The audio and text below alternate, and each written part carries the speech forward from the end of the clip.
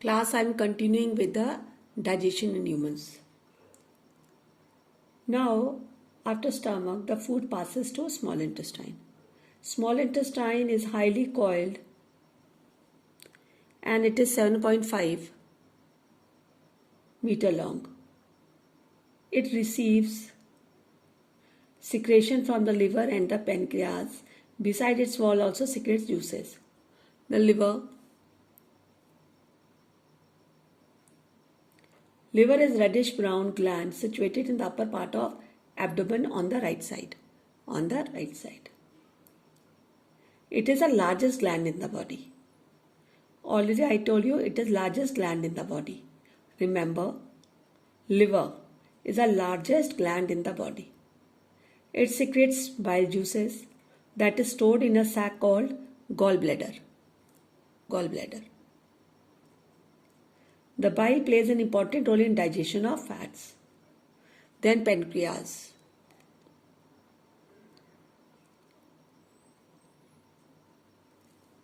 Pancreas is a large cream colored gland located just below the stomach. This is stomach below.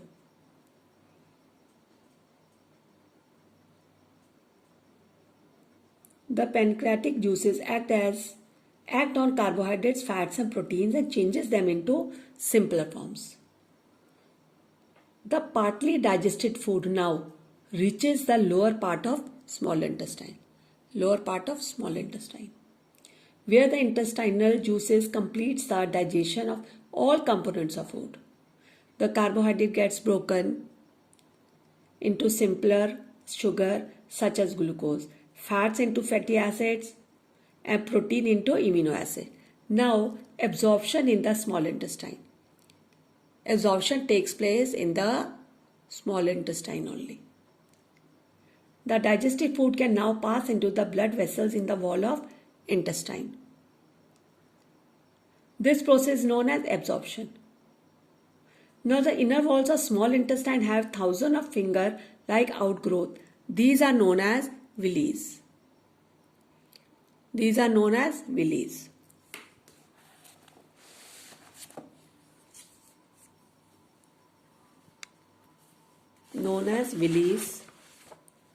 That is, I want to show you villi.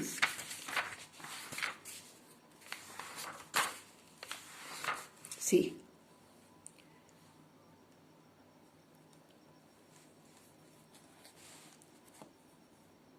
The inner wall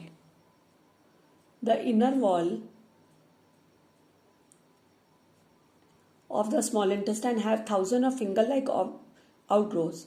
These are known as villi. Now, can you guess what the role of villi could be in the intestine? The villi increases the surface area of absorption of digested food. Each villi has a network of thin and small blood vessels close to its surface.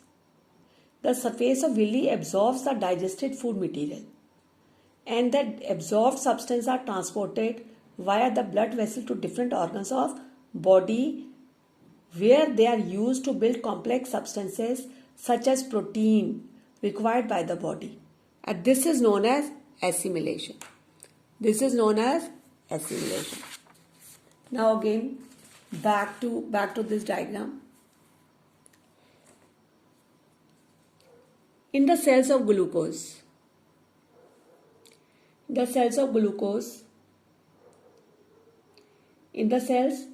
breaks down with the help of oxygen into carbon dioxide and water, and energy is released.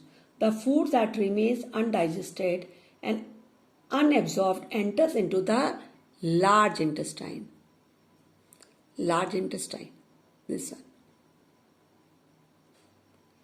The large intestine is wider and shorter than small intestine. Its function is to absorb water and some salts from undigested food material. The remaining waste material passes into the rectum and remains there as semi-solid. The semi-solid matter is removed through the anus from time to time, and this is known as egestion. It is known as egestion. Now, let us conclude this process as the mode of feeding vary in different organisms. Nutrition is a complex process involving ingestion, digestion, absorption, assimilation, and egestion. Egestion means removal of waste material from the body. Now, in short, digestion of carbohydrate like starch begins in the buccal cavity. The digestion of protein starts in the stomach. The bile secreted from the liver.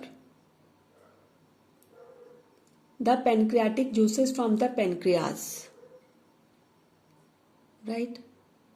And the digestive juices from the intestinal wall completes the digestion of all the components of food in the small intestine. The digestive food is absorbed in the blood vessel from the small intestine. Then the absorbed substances are transported to different parts of body. Water and some salts are absorbed from the undigested food in the large intestine. The undigested and